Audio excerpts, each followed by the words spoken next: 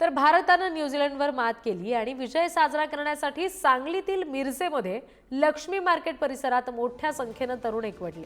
पण यावेळेला दुसरा गट सुद्धा तिथे आला आणि दोन्ही गट आमने सामने आल्यानंतर दोन्ही गटाकडून जोरदार घोषणाबाजी करण्यात आली। यावेळी काहीसं तणावाचं वातावरण निर्माण झालं होतं। पोलिसांनी दोन्ही गटांना हुसकावून लावण्याचा प्रयत्न केला, पण कुठला अनुचित प्रकार घडू नये म्हणून पोलिसांना या ठिकाणी लाठीमार करावा लागला, दोन्ही गटांना पांगवावं लागलं।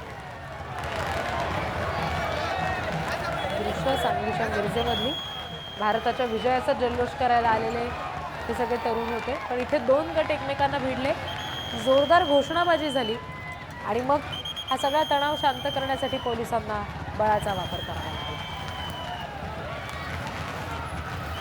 आणखी तपशील आपण घेणार आहोत प्रतिनिधी स्वप्नील पाटील यांच्याकडून। स्वप्नील, काय नेमकं या सगळ्या दरम्यान घडलं होतं ज्याच्यामुळे थेट पोलिसांना याच्यात हस्तक्षेप करावा लागला, लाठीमार करावा लागला? नक्कीच रिद्धी, भारताने मॅच जिंकल्यानंतर काल मिरजेतील लक्ष्मी मार्केट परिसरामध्ये जल्लोष करण्यासाठी तरुण एकवटले होते। मोठ्या संख्येने या ठिकाणी तरुणांचा गट आला होता। या ठिकाणी जल्लोष सुरू होता, फटाक्यांची आतषबाजी सुरू होती, परंतु याच वेळी दुसरा एक गट या ठिकाणी आला। त्यानंतर पाकिस्तानच्या विरोधामध्ये जोरदार घोषणाबाजी सुरू झाली। यावेळी ते चॅम्पियन्स ट्रॉफीचा होस्ट पाकिस्तान होता आणि पाकिस्तानमध्ये चॅम्पियन्स ट्रॉफी होत असताना भारताने ही चॅम्पियन्स ट्रॉफी जिंकल्यामुळे जोरदार घोषणाबाजी या ठिकाणी मिरजेत सुरू होती। पाकिस्तानच्या विरोधामध्ये जोरदार घोषणाबाजी होत असताना दुसऱ्या गटाकडून देखील समर्थनार्थ घोषणाबाजी झाल्यामुळे दोन गट आमने सामने आले, त्यामुळे एकच गोंधळ उडाला होता।